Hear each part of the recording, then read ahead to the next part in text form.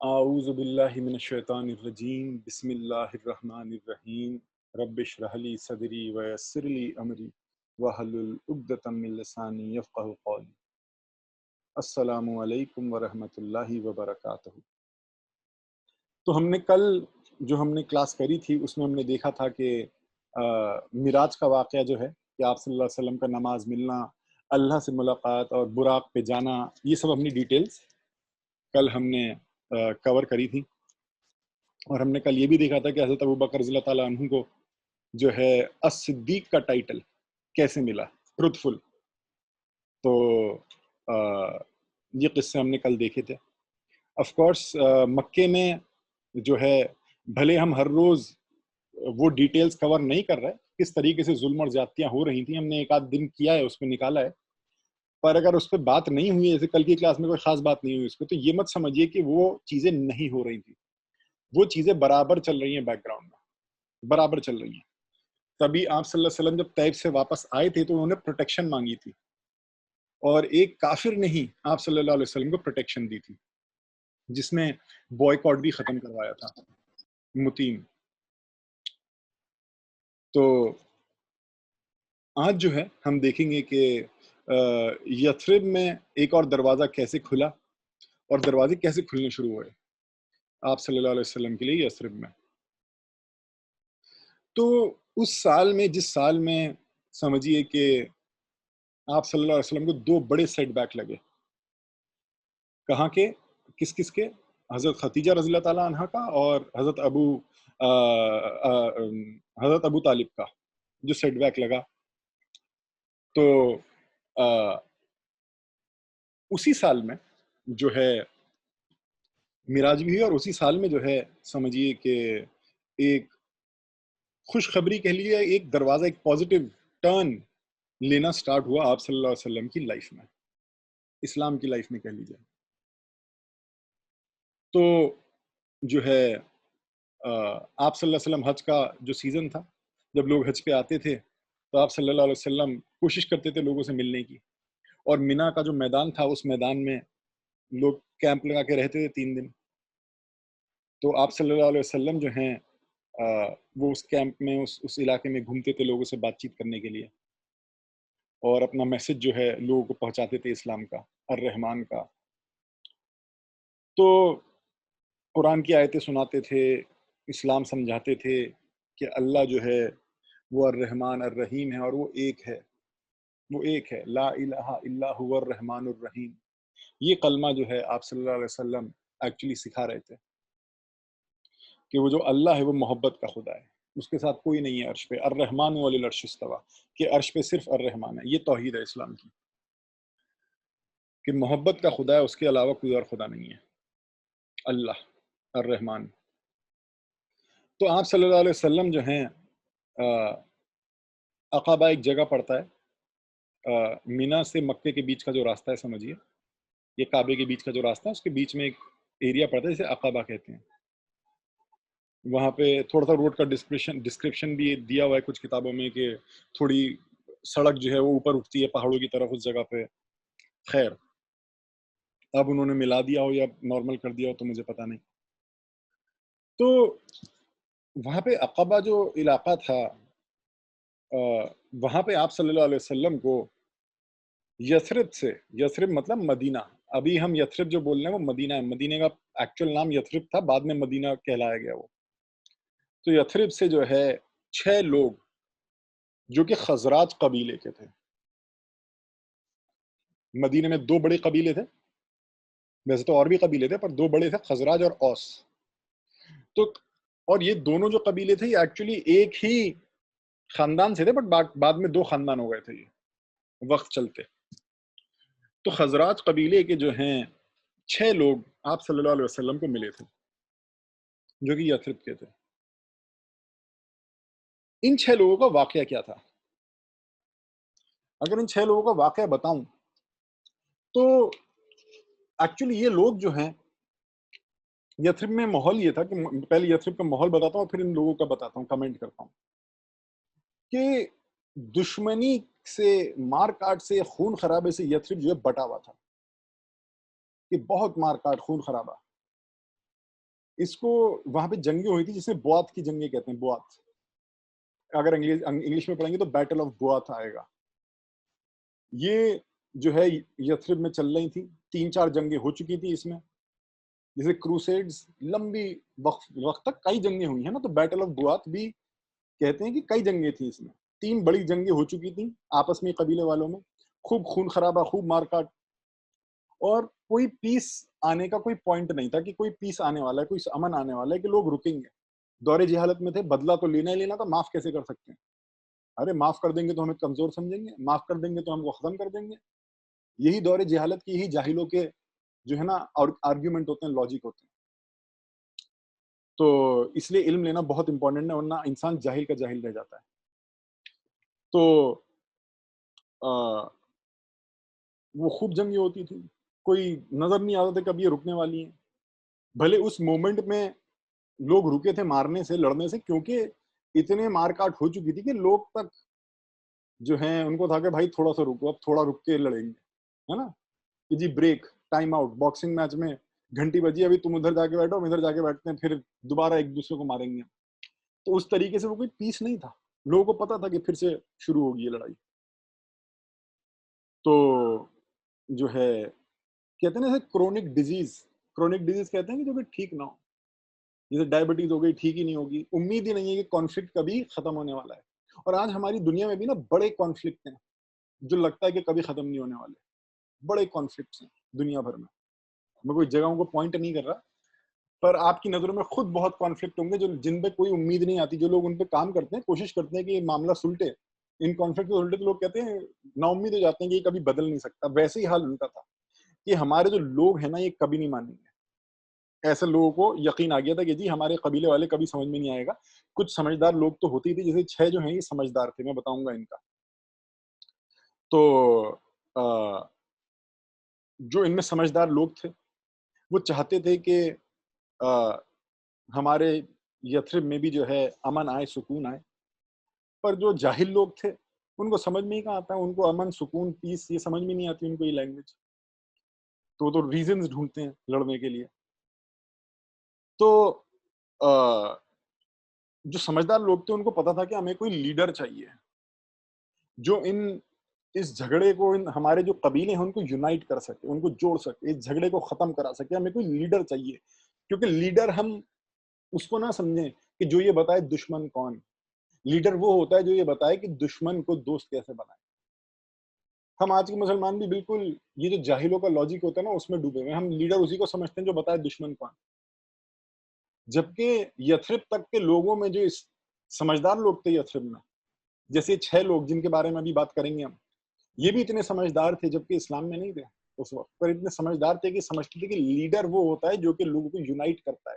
Leader وہ نہیں ہوتا ہے جو دشمنیوں کو بڑھاتا ہے یا بتاتا ہے وہ دیکھو دشمن آؤ مارے, آؤ لڑیں.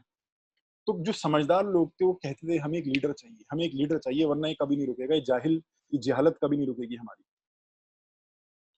تو جو ہے پر پرابلم یہ تھی لیڈر بننے میں بھی کہ کیسے مانے کسی کو لیڈر.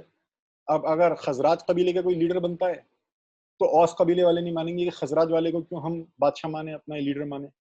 اور اگر اوس قبیلے کا بنتا ہے تو خزراج والے بولیں گے کہ ہم دوسرے قبیلے والے کو کیوں مانے. عبداللہ ابن ابی جو تھا, یہ نام بھی اب آپ دماغ میں بٹھا لیجیے, کیونکہ اب مدینے دور میں یہ سب سے بڑا دشمنوں میں سے, منافقوں کا سردار بنے گا یہ آگے جا کے, عبداللہ ابن ابی. تو یہ جو ہے عبداللہ ابن ابی, یہ بادشاہ ہونے کے پوائنٹ پہ تھا. یہ خزراج قبیلے کا تھا, بادشاہ ہونے کے پوائنٹ پہ تھا. اس نے کچھ ایک آدھ اپنے یہ دیکھتے ہوئے کہ میں بادشاہ بن سکتا ہوں, اس نے کچھ ایک آدھ پازیٹیو قدم اٹھائی بھی تھے کہ اوس سے جب جنگ ہو رہی تھی تو اپنے آدمی جنگ کے ٹائم پیچھے لے کے ہٹ گیا. پر یہ سب پرسنل اپنی لیڈرشپ کے چکر میں تھا. پر اس کے بعد بھی اوس کے قبیلوں کے لوگوں کو نظر آ رہا تھا یہ اپنے لیے کر رہا ہے, اپنے آپ کو لیڈر بنوانے کے لیے ایسے قدم اٹھا رہا ہے کہ اس کے دل میں ایکچولی کوئی اچھائی ہے نہیں. یا جاہل لوگ ایسی سوچتے ہیں کہ اگر کوئی اچھا بھی قدم اٹھاتا ہے نا اسے دیکھنے کی کوشش نہیں کرتے. تو یہ جو 6 لوگ تھے جو آپ صلی اللہ علیہ وسلم کو ملے عقابہ پہ, سمجھے خانہ کعبہ اور مینا کے بیچ میں ایک جگہ ہے عقابہ, وہاں جو ملے, یہ جو تھے یہ اپنے قوم کے لوگوں کو چھوڑ کے آ گئے تھے کہ ماننے نہیں والے بھائی, मतलब कोई भी परेशान हो जाता है ना, आप देखते हैं कहीं पे भी कॉन्फ्लिक्ट होता है तो कितने लोग वहाँ से माइग्रेट कर जाते हैं, है ना? अब जैसे सीरिया में कॉन्फ्लिक्ट चल रहा है, तो कितने लोग, जो भी आदमी सीधे-सीधे अपनी लाइफ गुज़ारना चाहता है, हुँ, वो वहाँ से निकल जाता है कि यार इस मार-काट में कौन फँसे, बीवी बच्चे हैं, कुछ कमाना है, कुछ खाना है, इन पे इतना तो लड़ते रहो। तो आदमी कितना माइग्रेट कर जाता है वहाँ से, उस जगह से। तो समझिए 6 लोग भी जो है अपने लोगों को छोड़ चुके थे, इन्होंने ये बोला। आप सल्लल्लाहु अलैहि वसल्लम को बाद में बोला, मैं अभी पहले से ही आपको थोड़ा-सा इनका बैकग्राउंड बता रहा हूँ। ये परेशान हो गए थे और इन्होंने अपने लोगों को छोड़ दिया था, जो ये खुद अपने आप सल्लल्लाहु अलैहि वसल्लम को बताएँगे एंड में। तो ये इनका बैकग्राउंड था, यथरिब का ये बैकग्राउंड था और ये 6 लोग बड़े परेशान थे। तो आप सल्लल्लाहु अलैहि वसल्लम इन 6 लोगों को मिले और जो है इनको बताया कि देखो इस्लाम और मैं पैगंबर हूँ, अल्लाह ने मुझे वही उतारी है। अब आप सल्लल्लाहु अलैहि वसल्लम का नाम तो फैल ही चुका था अरब में। भले लोग उन्हें शक्ल से नहीं जानते थे, पर जब बताया कि मैं हूँ मोहम्मद सल्लल्लाहु अलैहि वसल्लम, तो इन लोगों ने एकदम इंटरेस्ट लिया। क्यों? क्योंकि जो वहाँ के यहूदी थे मदीने के, वो कहते थे कि हमारा पैगंबर आएगा। वो और जब डायरेक्शन पूछो तो मक्के की तरफ, यमन की तरफ इशारा करते थे कि वहां से आएगा यहाँ पे। ये तक पता था उन्हें, जो मैंने स्क्रीन शेयर करके आपको पेशन गोई दिखाई थी, जिन लोग पहले से आए थे, बाइबल में समझिए पेशन गोई, वो ऐसे नहीं बैठे हुए थे वहां पे ज्यूज, उन्हें पता था कि कौन से लोग हैं, क्या हैं, क्यों हैं। तो ज्यूस तो कहते ही थे मदीना के हमारा एक पैगंबर आने वाला है, आने वाला है, आने वाला है, और इनका इंटरेस्ट भी था। और इनको पता भी था कि मोहम्मद सल्लल्लाहु अलैहि वसल्लम जो है, जैसे इबादत जो है ये यरूशलेम की तरफ मुंह करके करते हैं, ये खुदा को मानते हैं, मतलब इनके अकीदे जो हैं यहूदियों वाले हैं, इनके अकीदे जो हैं मुसलमानों के। तो ये उनको पता था, यथरिब के लोगों को, क्योंकि बात तो फैल ही रही थी। तो इन लोगों ने ना इंटरेस्ट लिया कि हम सुनना चाहते हैं, अच्छा बताओ कि क्या दावा हो रहा है, क्या बातें हो रही हैं, क्योंकि अ, यहूदी जो है वो धमकियां देते थे, कभी इनकी लड़ाई हो जाती थी तो औस और खजराज वालों को धमकी देते थे कि हमारा पैगंबर आने तो फिर बताएंगे हम तुम्हें, फिर वो तुम्हें ठीक करेगा। हम्म, मतलब मोहब्बत तो है नहीं ना, कि जैसे हम भी आज कहते हैं कि जैसे कई लोग हैं, मैं ये नहीं कह रहा सब, पर कई लोग कि इमाम मेहंदी को आने तो फिर वो ना सबकी खटिया खड़ी करेंगे। सबसे पहले अगर वो किसी की खटिया खड़ी करेंगे तो हम मुसलमानों की करेंगे, सबसे पहले। जो 73 में से जो 72 है ना, वो उनकी खटिया खड़ी करेंगे सबसे पहले। तो हम ये ना सोचेंगे पहले आके वो जो दूसरों की खटिया खड़ी करेंगे। वो तो आए हैं पैगाम देने, वो तो आप सल्लल्लाहु अलैहि वसल्लम की सुन्नत पे चलना है, चलेंगे हम इमाम मेहदी जब चलेंगे। तो आप सल्लल्लाहु अलैहि वसल्लम की सुन्नत क्या, सूरह 18 आयत 6, कि आप अपने आप को इस गम में हलाक कर लेंगे कि लोग जो हैं जहन्नमी हो जाएंगे। तो इमाम मेहदी भी जो है किसी को जहन्नम में फेंकने नहीं आएंगे, वो लोगों को बचाने आएंगे। तो ये कॉन्सेप्ट भी ना लोगों का बड़ा अपनी जगह से हिला हुआ है। तो ऐसे यहूदियों का भी अपनी जगह से हिला हुआ था कि जब पैगंबर आएंगे ना, वो तो हमारे होंगे, तो जो गैर होगा वो उसकी खटिया खड़ी करेंगे। तो यहूदी धमकियां भी देते थे। तो उन्होंने इंटरेस्ट लिया कि कौन पैगंबर होने का दावा कर रहा है, और यहूदी तो बात ही करते हैं। तो उन्होंने कहा बताओ भाई क्या मैसेज है। तो आप सल्लल्लाहु अलैहि वसल्लम ने जो है कुरान पढ़ के सुनाया, कुरान एक्सप्लेन किया। कुरान ही सुनाते थे आप सल्लल्लाहु अलैहि वसल्लम, वही दावत थी। अल्लाह कहता था कुल, कहिए, और आप सल्लल्लाहु अलैहि वसल्लम कहते थे और फिर उसे एक्सप्लेन भी करते थे। ऑफ कोर्स उनसे बेहतर कमेंट्री तो कोई कर ही नहीं सकता कुरान शरीफ की। तो जो है अ, अ, उन लोगों ने आप सल्लल्लाहु अलैहि वसल्लम का पैगाम सुना, और उनका पैगाम सुनकर उन्होंने देखिए जवाब क्या दिया। जवाब क्या दिया? इनके अब हमें ये नहीं पता कि आप सल्लल्लाहु अलैहि वसल्लम ने कौन-सी आयतें पढ़ी, क्या समझाया, क्या किया, क्योंकि आप सल्लल्लाहु अलैहि वसल्लम को पता है कि यथरिब में क्या माहौल चल रहा है। उन्होंने उसके हिसाब से, आदमी ना दावत का उसूल ही यही होता है कि आप ऐसी बात करें जो लोगों के माइंड को एड्रेस करे, है ना? पर उनके जवाब से आप समझ सकते हैं। उन्होंने जवाब क्या दिया उन 6 लोगों ने? उन्होंने कहा हमने तो अपने लोगों को छोड़ दिया था, क्योंकि हमारे लोगों से ज़्यादा, हमारी कौम, हमारे कबीलों से ज़्यादा जो है दुश्मनी से बटा हुआ इस ज़मीन पे कोई और नहीं होगा। जितनी बुराइयाँ उनमें हैं, हमारे कबीले से ज़्यादा किसी में नहीं होंगी, कि बस खून सवार है उनके ऊपर। ये खून खराबे को बुरा मानते थे, और हो सकता है कि अल्लाह आपके ज़रिए ना ये सब खत्म करवा दे, आपके ज़रिए। हमारे लोगों को जो है, मतलब क्या खत्म करवा देगा, मतलब आपके ज़रिए लोगों को हमारे जो है ना इन बुराइयों से, इन दुश्मनियों से निकाल दे, आपके ज़रिए। اور ہم واپس جاتے ہیں اپنے لوگوں کے پاس. چھوڑ کے آئے تھے اپنے لوگوں کو, کہتے ہیں ہم واپس جائیں گے اپنے لوگوں کے پاس, اور ہم جو ہیں اس دین کی طرف جو آپ نے ہمیں بتایا ہے ہم تو قبول کرتے ہی ہیں, پر یہ جو دین آپ نے ہمیں سمجھایا ہے ہم اس کی دعوت دیں گے انہیں. جو آپ نے باتیں ہمیں سمجھائیں گے ہم یہی باتیں انہیں بتائیں گے. اور ہو سکتا ہے اللہ جو ہے آپ کی باتوں کو ان سے منوا لے,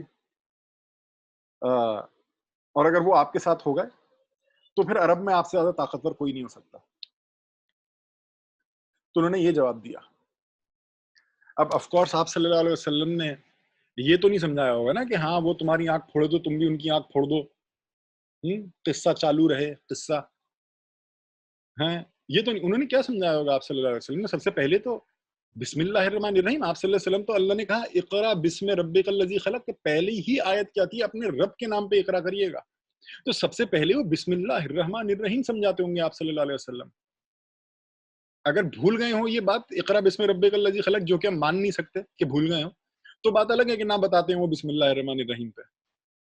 پر اگر افسوس آپ صلی اللہ علیہ وسلم کو یاد ہی ہوگا کہ اللہ کا پہلا حکم آیا ہے کیا, اپنے رب کے نام پہ اقرا کریے, اور قرآن اقرا کرنے والی کتاب ہے.